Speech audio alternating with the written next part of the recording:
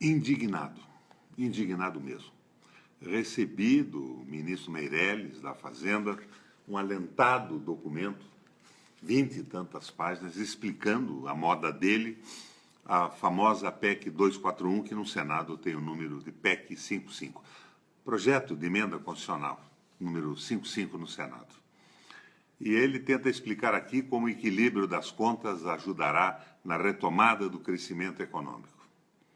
Ele estabeleceu isso em alguns itens: aumento da confiança, retomada do investimento privado, crescimento econômico, emprego e renda, mais recursos disponíveis para investimento e consumo e queda de juros estrutural. Minha gente, esse Meirelles não entende nada de economia. Ele é um bancário. Ele sabe vender cheque especial com juros de 320% ao ano e cobrar juros de 480% ou mais no cheque especial. A minha indignação é absoluta. Essa proposta quer simplesmente liquidar com o Brasil. Ela joga todo o peso de um tal ajuste fiscal em cima do povo, das pessoas mais pobres, protege, estimula e beneficia os rentistas, os grandes bancos e os donos do capital. É um absurdo total. Ela vai provocar a marginalização de nosso povo, que é um povo de mais de 200 milhões de habitantes, e eu fico aqui imaginando um Brasil semelhante à Colômbia, um Brasil com maras, com grupos de bandidos, porque é isso que leva à marginalização, bandidos organizados e violentos, com rituais iniciáticos de crimes, assassinatos, completamente abandonados pelo Estado. Me perdoe a indignação, mas essa indignação é levada a todos os brasileiros. Com o pessoal do meu gabinete, nós preparamos aqui um trabalho. O que este governo espera da famosa PEC 55? É esse o número dela no Senado. O ministro Henrique Meirelles mandou para o Congresso uma peça de ficção de 26 páginas, artisticamente encadernada, e com um longo anexo de perguntas e respostas, a fim de justificar o raio da PEC 55. Qualquer pessoa que tenha um mínimo de bom senso pode dispensar de ler o papelório e se concentrar exclusivamente na página 21, sob o título Como o equilíbrio das contas ajudará à retomada do crescimento econômico. Vejamos, um a um, cada efeito que Meirelles anuncia em relação à nova PEC, um novo projeto de emenda constitucional. No total são 6. Trata-se da essência do que o governo espera com a aprovação da medida. É claro que se algum deles não funcionar, mas os outros funcionarem, teremos um resultado razoável. A economia, todos sabemos, não é uma ciência exata.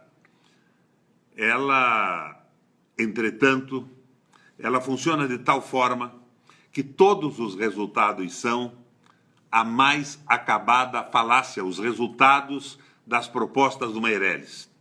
Produto exclusivo da imaginação do Meirelles, da sua inocência sobre a economia ou de uma profunda má-fé contra o povo brasileiro.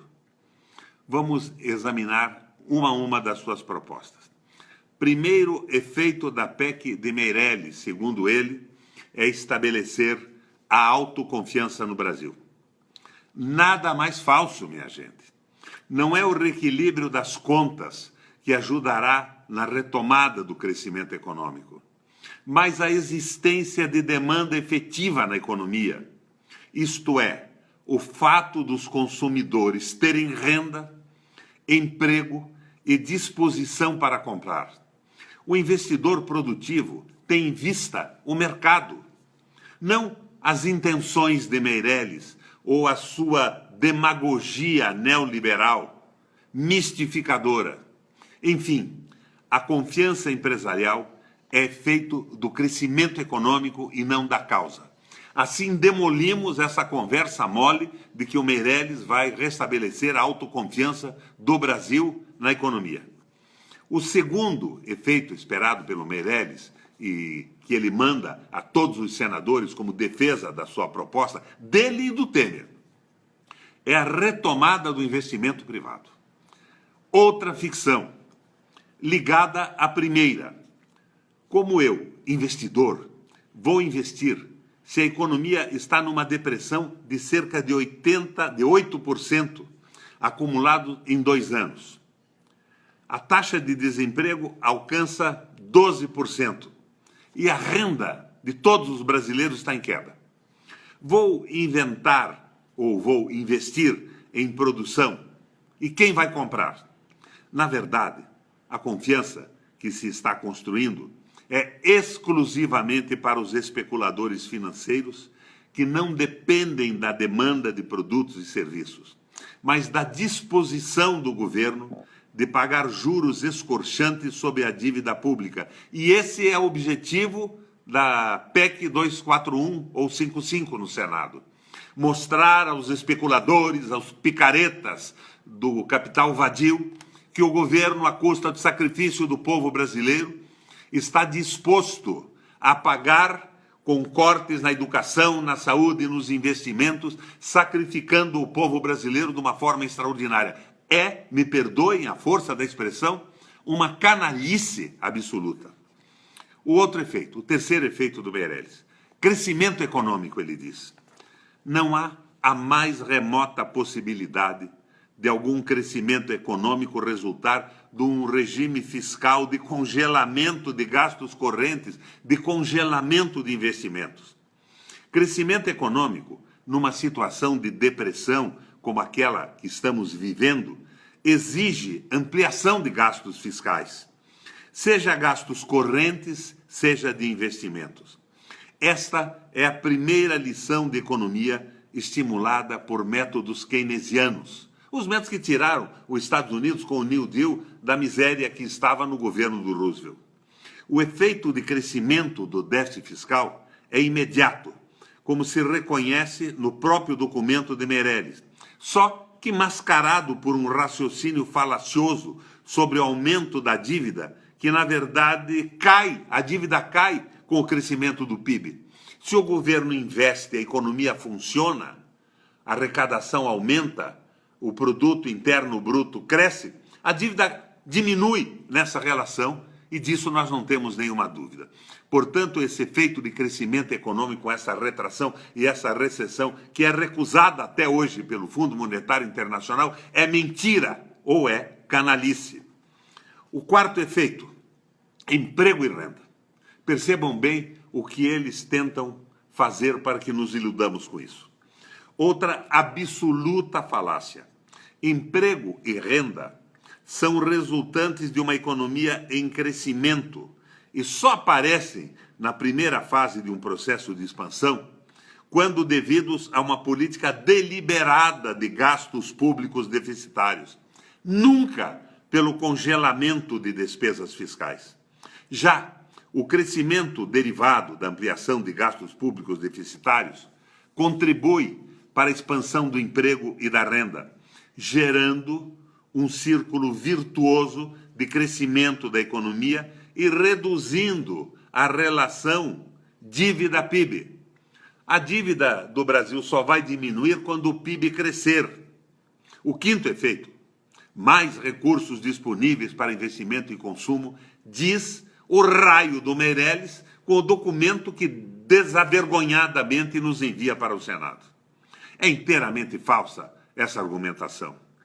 Na medida em que o setor público congela gastos orçamentários, é imediatamente reduzida a demanda de bens e serviços do próprio setor público sobre a economia privada, congelando oportunidades de investimento e consumo reais, não financeiros.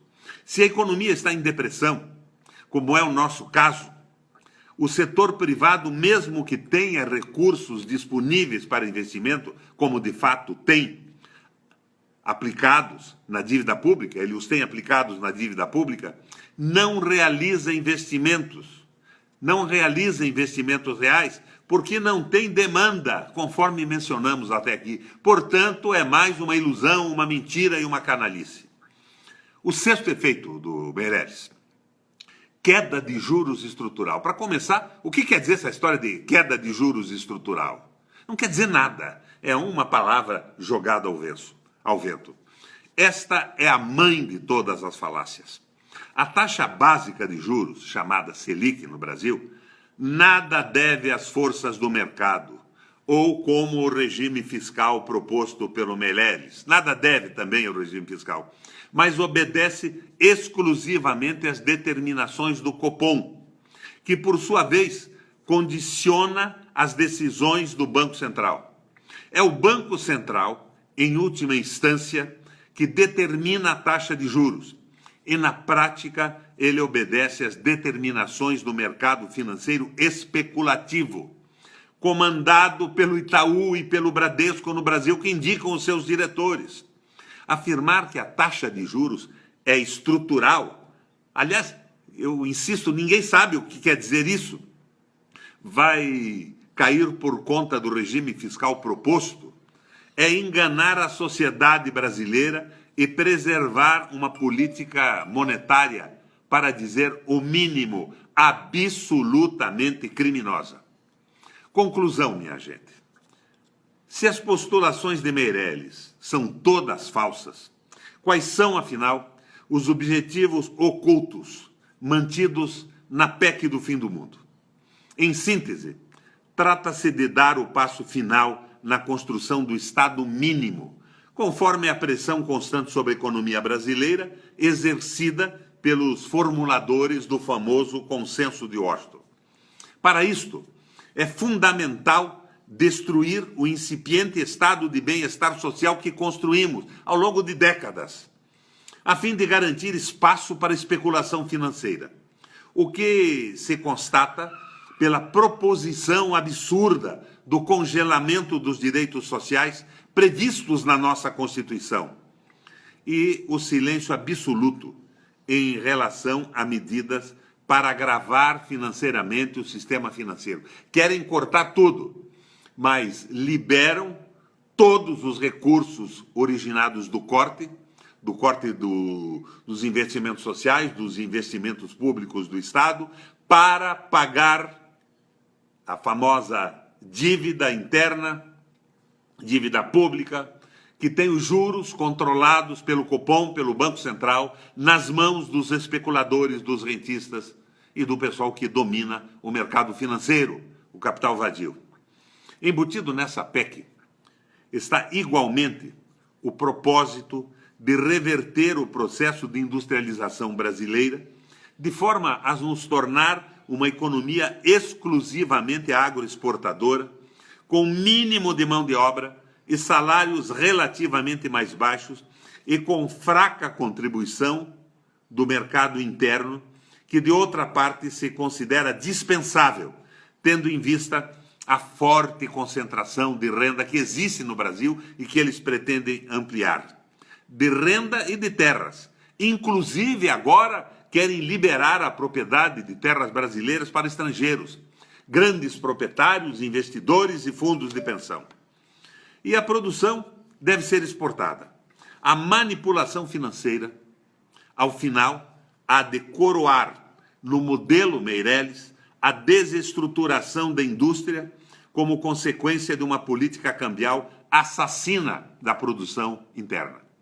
O real sendo valorizado impede as exportações. E nós que estamos vendo a indústria brasileira diminuir ano a ano, vamos nos transformar num país produtor de commodities, um país que produz grãos para o mundo, celeiro do mundo, mas com um povo que não tem o que comer.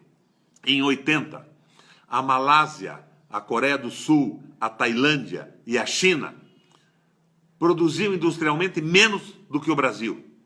Hoje, nós produzimos cerca de 10% ou 12% do que eles produzem. Isto vem de longe, a financiarização vem de longe.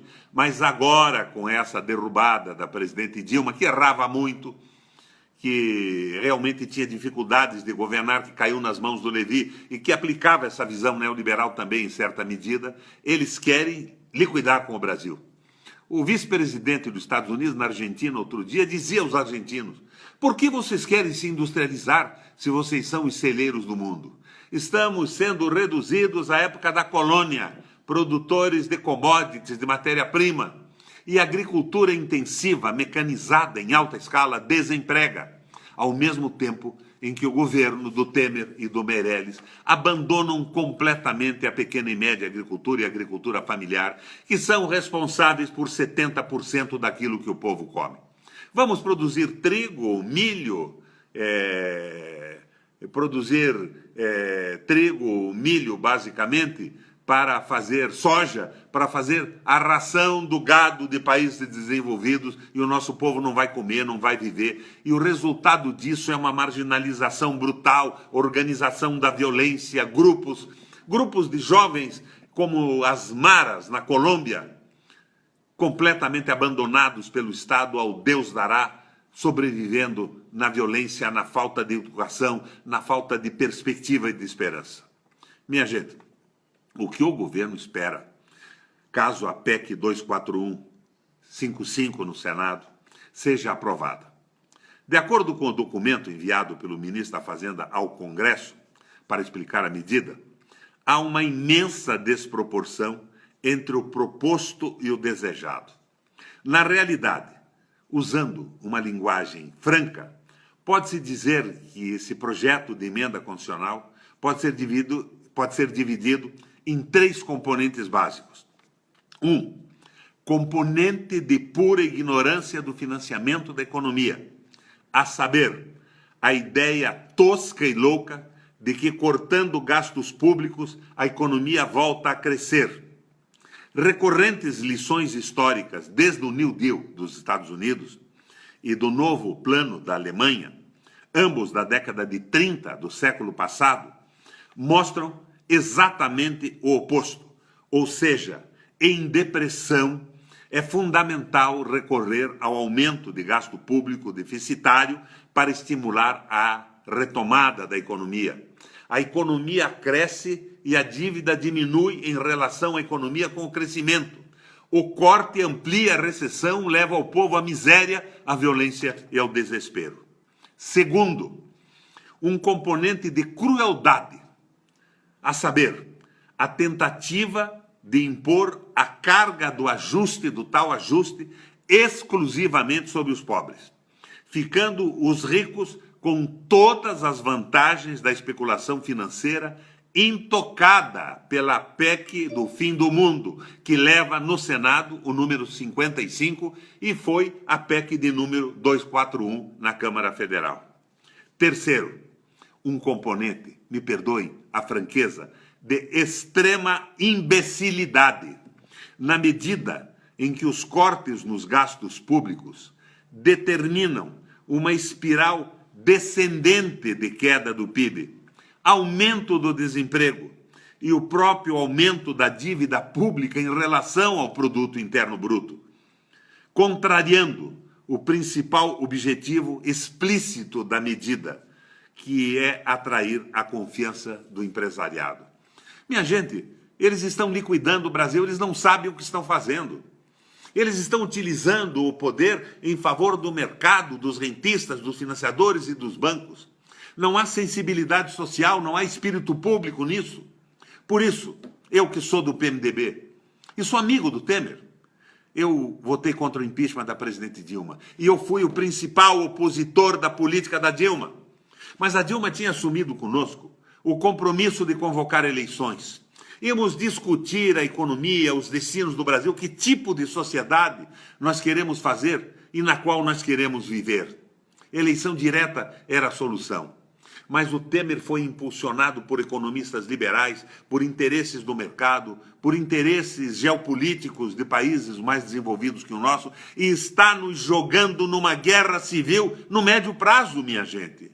Me ajudem, pelo amor de Deus, a divulgar essas ideias. E o Congresso Nacional está sendo mobilizado com fisiologia. Eles dizem que querem cortar gastos. mas estão fazendo emendas de aumento de salário, distribuindo emendas para a base dos deputados e dos senadores, nomeando em cargos públicos indicados pelos partidos e pelos parlamentares de uma forma desbargada e sem limite. Estão gastando centenas de milhões de reais para aprovar essa barbaridade que joga o Brasil numa crise nunca vista em nossa história. Pelo amor de Deus, minha gente, vamos combater isso. Que maravilha os rapazes das escolas, paralisando tudo e dizendo não à PEC 241, 55 do Senado, a essa reforma do ensino que não é discutida com ninguém. São as questões do Brasil discutidas hoje, nas salas das embaixadas, nos corredores dos bancos, e o interesse dos brasileiros está sendo marginalizado. Minha gente, dizem que eu estou queimando a minha história política, que como a Globo, a mídia, apoia toda essa barbaridade, eu estou sendo liquidado como um possível candidato a qualquer cargo a ter os votos populares. Mas será que um mandato vale menos do que a história futura e a felicidade do Brasil? Será que o interesse público não deve prevalecer neste e em qualquer momento, a qualquer ambição eleitoral? Eu faço um apelo a vocês que me escutam até agora. Me ajudem a divulgar esse texto. É um texto elaborado por mim e pelos companheiros do meu gabinete, que analisa com cuidado esta bobajada, esse crime que querem cometer contra o nosso país. Minha gente, nós temos que resistir nas escolas, na rua e no Congresso, e eu fico pensando, será que o Congresso brasileiro, o parlamento, é tão idiota a ponto de engolir e trocar por fisiologia de cargos e de alguns pichulecos e benefícios o futuro do Brasil? Eu peço, pelo amor de Deus, pelo amor que eu tenho ao país, pelo destino que eu sempre dei à minha carreira política e ao meu mandato, vamos enfrentar esta PEC porque ela acaba com o Brasil e nos joga numa situação de violência absolutamente desnecessária, inadmissível para um país e um povo maravilhoso como é o nosso. Minha gente, vamos à luta, deem retweet a esse meu texto, me ajudem a divulgar. Nós temos que resistir, porque nós somos brasileiros.